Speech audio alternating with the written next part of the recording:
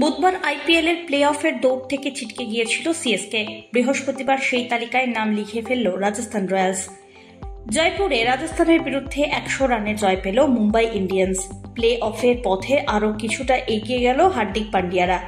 একই সঙ্গে 1 নম্বরে উঠে এলো মুম্বাই। বৃহস্পতিবার আইপিএল এর ম্যাচে ঘরের মাঠে রাজস্থান রয়্যালস মুখোমুখি হয়েছিল মুম্বাই ইন্ডিয়ান্সের। টসে জিতে প্রথমে বোলিং করার সিদ্ধান্ত নেন রাজস্থানের অধিনায়ক রিয়ান পরাগ। ব্যাট করতে নেমে শুরুটা দারুণ করেন মুম্বাই ইন্ডিয়ান্সের 2 ওপেনার রোহিত শর্মা এবং রায়ান রিকেলটন।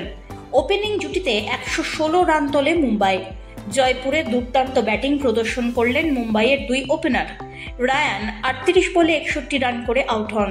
তার ইনিংসে ছিল 7টি চার, 3টি ছক্কা। রোহিত শর্মা 36 বলে 53 রান করে আউট হলেন। তার ইনিংসে ছিল 9টি চার। এই ম্যাচে রেকর্ড সৃষ্টি করলেন তিনি।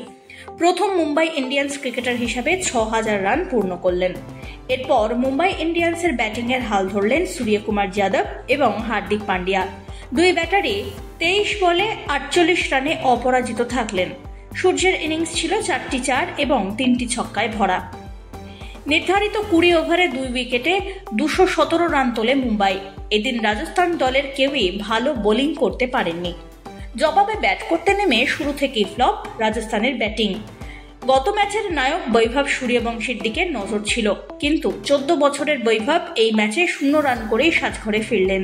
2 ওপেনারকে দ্রুত হারিয়ে চাপ সৃষ্টি হয় রাজস্থান দলের মিডল অর্ডারের ওপর, কিন্তু তাতেও পুরোপুরি ব্যর্থ রইলেন তারা। দলের মিডল অর্ডার এই ম্যাচে পুরোপুরি ধরাশায়ী। 76 রানে 7 উইকেট হারিয়ে ফেলে রাজস্থান রয়্যালসের দল। 16.1 ওভারে 117 রানেই শেষ হয়ে গেল রাজস্থানের ইনিংস। মুম্বাই ইন্ডিয়ান্স 11 ম্যাচে 14 পয়েন্ট নিয়ে 1 নম্বরে পৌঁছে গেল। আর অন্যদিকে এবারে প্লে অফের স্বপ্ন অধরাই থেকে গেল রাজস্থান রয়্যালসের জন্য। Bureau report, one India Bangla. Subscribe to One India and never miss an update.